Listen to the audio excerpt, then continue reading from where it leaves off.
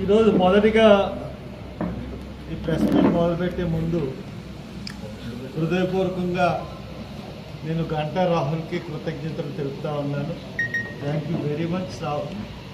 Your a young and dynamic personality. And then మీకు ఒక సుందర్ కుమార్ లాంటి ఫాదర్ ఉన్నారు.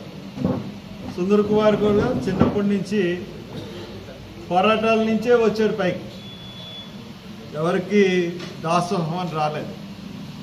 కాబట్టి సుందర్ కుమార్ తనయుడిగా అండ్ దెన్ అమెరికా వెళ్ళి ఇక్కడ చదువుకుని ఇక్కడికి వచ్చి ఇక్కడ సేవ చేద్దామని అనుకున్న ఈ యొక్క సేవా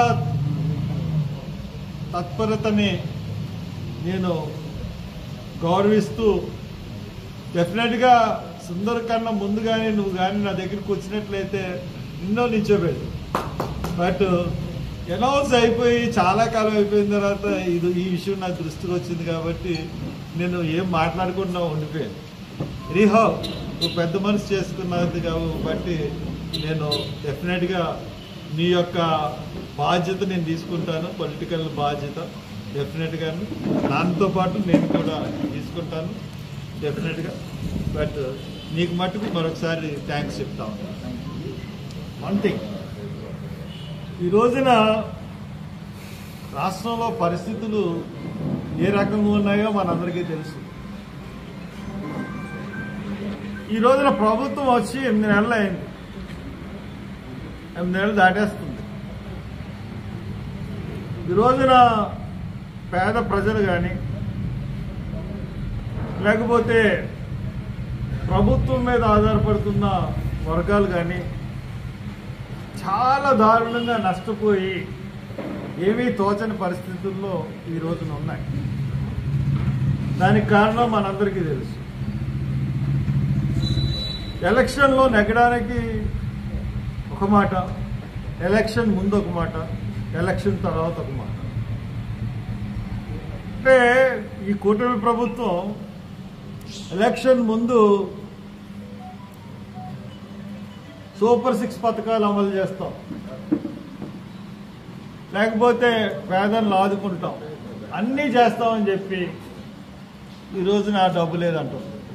ఆ రోజే అడిగారు, డబ్బు లేదంటున్నారు ఖజానాలో, మీరు ఎలా అమలు చేయగలరంటే మేము ఎలా చేయగలం, మాకు అన్ని లెక్కలు ఉన్నాయి మాకు అని చెప్పేసి ఆ రోజున గప్పాలు కట్టారు. తీరా ఈరోజు వచ్చినోడికల్లా ఆర్థిక పరిస్థితి బాగాలేదు, రకరకాల వంకలు చెప్తున్నారు. ఈసారికి తల్లికి వందనానికి ఈ సంవత్సరం లేదు, నిరుద్యోగ భృతి ఇవ్వలేము, లేకపోతే స్కాలర్షిప్లు ఇవ్వలేము, ఏమి ఇవ్వలేము. ఒక పెన్షన్ తప్పితే, అలాగే ఉచిత బస్సు ఇవ్వలేము. ఒక పెన్షన్ తప్పితే ఏమీ సూపర్ 6 అన్న పథకాలు ఏమీ అమలు చేసిన పరిస్థితుల్లో లేవు. అన్నిటికన్నా దారుణంగా పేద ప్రజల్ని చాలా ఇబ్బంది పట్టే స్కీమ్స్ అయినటువంటి చాలా స్కీమ్స్ని ఇంప్లిమెంట్ చేయట్లేదు. ఇప్పుడు ప్రభుత్వం మీద ప్రజల్లో చాలా నైరాశ్యం వచ్చింది, ప్రభుత్వం పట్ల విముక్తి వచ్చింది. ఇటువంటి పరిస్థితుల్లో ప్రభుత్వాన్ని ప్రశ్నించే గొంతుకు కావాలి. ప్రభుత్వాన్ని ప్రశ్నించే గొంతుకుని మనం కౌన్సిల్కి పంపించగలిగితే మన తరపున, ప్రజల తరపున ఒక గొంతుకు మనకి కౌన్సిల్లో వినపడుతుంది.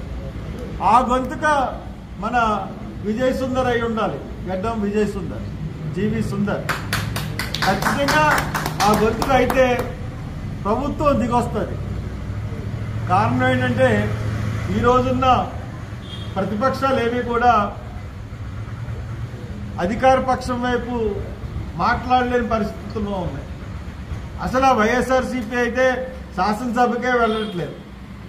శాసనమండలిలో కూడా శాసనమండలి చైర్మన్ గారు తప్పితే తెగనోళ్ళు గొంతు ఇప్పి మాట్లాడే పరిస్థితులు ఏదో అప్పుడప్పుడు సత్యబాబు గారు మాట్లాడుతున్నారు. ఈ పరిస్థితుల్లో మనం చూసుకున్నట్లయితే అన్ని ప్రభుత్వాలు మనకు అన్యాయమే చేసింది.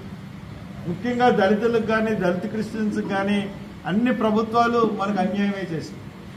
జగన్ ప్రభుత్వం ఉన్నప్పుడు మనకి ఎస్సీకి దళితులకి చెందిన స్కీములు సుమారు 26 స్కీములు తీసేసింది. ఈ రోజున స్కీములన్నీ పెడతానని వచ్చాడు. ఒక్క స్కీమ్ని కూడా ఈయన fee reimbursement for PG students, ఆ స్కీమ్లోనే నేను పీజీ చేశాను ఆంధ్ర యూనివర్సిటీలో. ఇక్కడ ఉన్న వాళ్ళందరూ చాలా మంది అలాగే చేస్తున్నారు.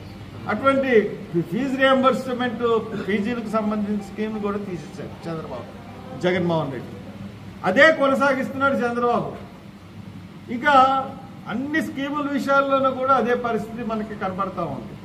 కాబట్టి దీనికి మనం బుద్ధి చెప్పాల్సిన అవసరం ఉంది. జాగ్రత్త, నువ్వు అధికారంతో రెచ్చిపోయి అధికారం నీకు ఎక్కువ సీట్లు ఇచ్చారు కానీ ప్రజలను మర్చిపోతున్నావు. కాబట్టి ప్రజలు నిన్ను మర్చిపోరు. నువ్వు ఇచ్చిన హామీల గురించి ఈ ఓటు నీకు అగెనిస్ట్గా వేస్తున్నారు అని చెప్పడానికన్నా ఈ రోజున ప్రజలందరూ ఏకతాటి మీదకి వచ్చి సుందర్కి ఓటు వేయాల్సిందిగా నేను విజ్ఞప్తి చేస్తా ఉన్నా. అన్నిటికన్నా ముఖ్యమైన విషయం, మొన్న జోసఫ్, మీ ఊరి పేరేంటి? ఏలూరుపాడులో అంబేద్కర్ విగ్రహాన్ని, అంబేద్కర్ ఫ్లెక్సీని నేను స్వయంగా వెళ్ళాను. అక్కడికి స్వయంగా లెగితే అతను కాలుతో తన్ని ఆ ఫ్లెక్సీని చింపేసి, అది ఎట్టి పరిస్థితుల్లోనూ గుడికి వెళ్ళడానికి అడ్డం కాదు, అది ఒక విధంగా గుడికి రక్షణ కింద కట్టారు అక్కడ ఎస్సీస్ దళితులు. అంతేకాకుండా ఆ యొక్క అంబేద్కర్ విగ్రహం పక్కన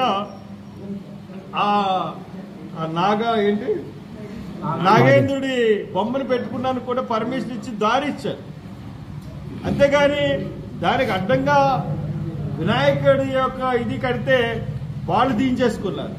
అటువంటి చోట మళ్ళీ రక్షణ కింద కట్టాలని వీళ్ళు కడితే దాన్ని ఇష్టానుసారంగా ఎంతో కర్కశంగా అధికారాన్ని చేతిలో తీసుకుని అతను దళితుల్ని ఒక చిన్న చూపుగా చూస్తూ అంబేద్కర్ని అవమానించే రీతిలో ప్రవర్తించి, పైగా క్రైస్తవులందరినీ కూడా మీకు 29,000 చర్చిలు మీకు ఎందుకు, నువ్వెవడు అసలు 2% ఉన్న వాళ్ళకి 29,000 చర్చిలు కావాలా? ఎవరి దేవుణ్ణి వాళ్ళు కొలుచుకుంటారు. హిందూ దేవుణ్ణి హిందువులు కొలుచుకుంటారు, క్రైస్తవుల దేవుణ్ణి క్రైస్తవులు కొలుచుకుంటారు, ముస్లింలు అల్లాని కొలుచుకుంటారు. ఒకడి మతంలోకి నువ్వు జోక్యం చేసుకునే అవసరం నీకేమీ లేదు. ఈరోజు వేంపాడులో ఒక చర్చిని 15 సంవత్సరాల నుంచి ఉన్న చర్చిని ఈ రోజున అక్కడ కూలగొట్టడానికి ప్రయత్నాలు జరుగుతూ ఉన్నాయి. నేను చెప్తా ఉన్నాను అధికారులకి, ఈ యొక్క రఘురామకృష్ణరాజు మీద మీరు కేసు పెట్టలేదు. కేసు పెట్టకుండా అతనికి డిప్యూటీ స్పీకర్ ఇచ్చి సన్మానం చేశారు. అంటే దళితుల పట్ల మీకు ఎటువంటి భావం ఉందో మాకు అర్థమవుతుంది. మీరు ఖచ్చితంగా దళితులను అవమానించే వాళ్ళకి పెద్దపీట వేయాలన్న ఒక కృతనిశ్చయంతో ఉన్నారు. ఆ కృతనిశ్చయమే రఘురామకృష్ణరాజు యొక్క డిప్యూటీ స్పీకర్. కాబట్టి చర్చిల్ని కూలగొట్టాలి, లేకపోతే చర్చిల ఆస్తులు ధ్వంసం చేయాలి అన్న ఒక కుత్సితపు ధోరణితో ప్రభుత్వం నడుస్తూ ఉంది. దీన్ని ఏ క్రైస్తవుడు ఒప్పుకోడు, ఏ ఒక సెక్యులర్ భావాలు గల ఏ హిందువు కూడా ఒప్పుకోడు, ఏ ముస్లిం కూడా ఒప్పుకోడు. కాబట్టి మేము ఎప్పుడు కూడా ఇతర మతాలను దూషించే పరిస్థితుల్లోకి వెళ్ళరు క్రైస్తవులు. కాబట్టి అది గుర్తుపెట్టుకోండి. ఈ రోజున మేము చెప్తా ఉన్నాం, ఈ ఎలక్షన్స్ని ఖచ్చితంగా నెగ్గుతా ఉన్నాం. నెగ్గడానికి కారణం మీరే. ఎందువల్లంటే ఈ రోజున మనం చూసుకున్నట్లయితే ఫీజు రియంబర్స్మెంట్ స్కీము ఆయన 11వ తారీఖున అనౌన్స్ చేశాడు. 572 కోట్లు రిలీజ్ చేస్తున్నాను. పండక్కి జీతాలు ఏమన్నా ఇవ్వచ్చేమో అని చెప్పేసి అందరూ ఎదురు చూసాం. నిన్న అతను లోకేష్ ఇంకొక 260 కోట్లు 61 కోట్లు ఎంత 216 కోట్లు ఇస్తామని చెప్పి అతను అనౌన్స్ చేశాడు. మొత్తం 778 కోట్లు. 778 కోట్లు అంటే కాలేజీకి ఎంత వస్తుందో తెలుసా? ఒక్కొక్క కాలేజీకి ఒక నెల ఫీజు అంటే నెల జీతాలు కూడా రావు. 6 నెలల నుంచి ఈ రోజున ప్రైవేట్ ఉద్యోగస్తులు ఈ రోజున అలోమంటూ ఉన్నారు. 6 నెలల నుంచి జీతాలు లేవు. మాకు చంద్రబాబు నాయుడు 2019 నుంచి తర్వాత జగన్మోహన్ రెడ్డి కాలంలోనూ ఇది ఇప్పుడున్న ప్రజెంట్ కాలం కలిపితే సుమారు 2 కోట్లు మా కాలేజీ కావాలి, చిన్న కాలేజ్, డిగ్రీ కాలేజ్. అటువంటిది ఇంజనీరింగ్ కాలేజీలు, టెక్నికల్ కాలేజీల్లో ఉద్యోగస్తుల పరిస్థితి ఏంటంటే ఏ కాలేజీలో కూడా పూర్తిగా ప్రైవేట్ ఉద్యోగస్తులకి జీతాలు ఇవ్వట్లేదు.